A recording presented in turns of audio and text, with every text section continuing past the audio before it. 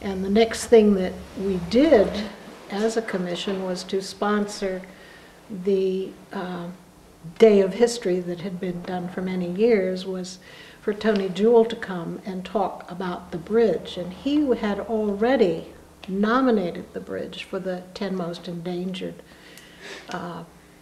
structures in Massachusetts, which actually was accepted and in fact was more or less put on the schedule as the most endangered structure in Massachusetts in 2003. It was partly because of that speech and the interest it engendered in town that the Friends of Schell was started. Two small organizations, the Greater Northfield Watershed Association and the Friends of Schell Bridge, have rented office space at Green Trees Gallery. We are joining forces because the greater strategic plan that has been developed by the board of the Friends of Schell Bridge is drawing attention to the need for a larger concept of stewardship and resource protection and recreational planning for the town that really unites these two small nonprofit groups.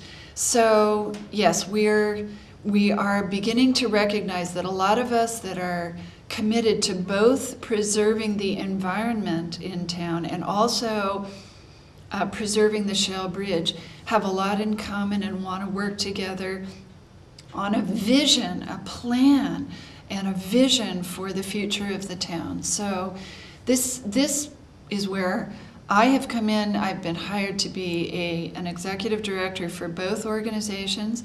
I'm working right now to apply for grant money. We've received 3 grants so far in the past 3 months from Mass Riverways, from the Mass Land Trust Coalition, and from the local cultural council to work on projects that will draw attention to the streams, to the watersheds, to the river, and to the historic preservation of the bridge. Many have looked at the historical aspects of the bridge as an important landmark to save. Others, who while respecting the historical nature of the bridge, have different priorities. I think there's a lot of historical value.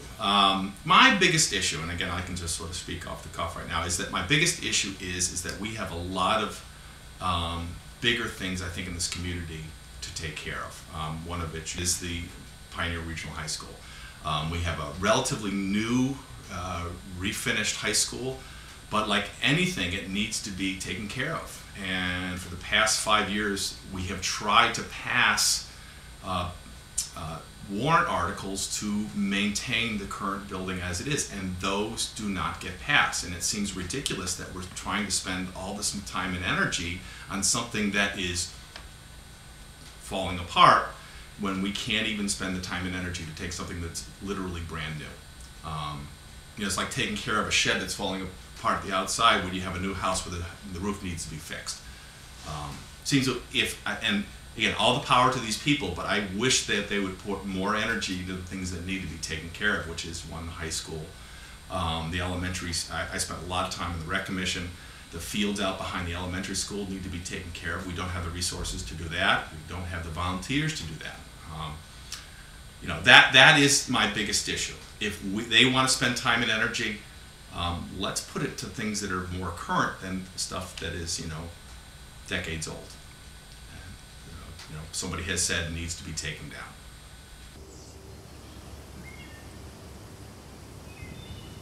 We see it as a completely possible restoration, and those of us that have been involved in fundraising across the years are well aware of a whole variety of sources of funding. The concern that that the select board has is not a private concern. Individual select board members say they would love to see the bridge restored and kept. From the point of view of people that are representing the legal responsibilities of the community, Their challenge to us is to help take the steps that make it possible to restore it.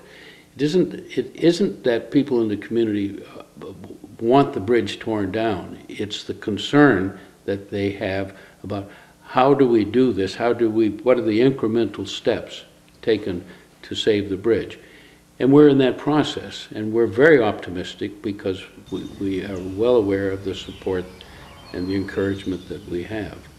So this is something that can happen, and we believe will happen.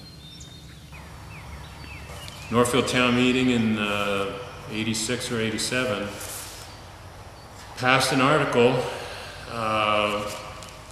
directing the town to proceed with the demolition of the bridge in conjunction with Mass Highway, and that's where it stands now. As far as the selectmen are concerned, managing the town on behalf of the voters, we're acting based on those directives of that town meeting. It sounds like the state has guaranteed that they would take it down, they would take care of the cost of doing this. And my fear is if we let this delay too long, that those resources will be gone. And somebody will step in and say, this thing needs to be taken down now, it's going to come out of our pockets to do so. And I know full well, because I've been a volunteer within the local government here, that the resources, we don't have the resources to do that. So it behooves me to sit there and we say we're going to save something that is rotting when we have the resources from the state to take care of it, but we, as I said, we don't even take care of the buildings that we have. We've talked to our state legislatures offices and John Over's office to investigate any grant funds available where it's been essentially from those three offices unanimous response. There are no state or federal grant funds available to do this work. The state last year indicated that since the bridge has been closed for so long, they don't really consider it a transportation resource, so would not be eligible for any transportation funds.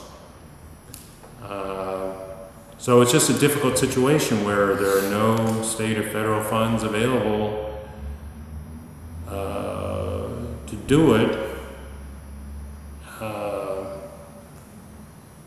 Then where are you going to come up from with $8 to $20 million?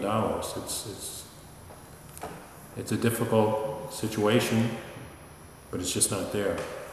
Last May, we received a letter from the Federal Highway Administration saying that the bridge has been taken off the National Bridge Register, which means it won't be eligible for federal funds for remediation and restoration.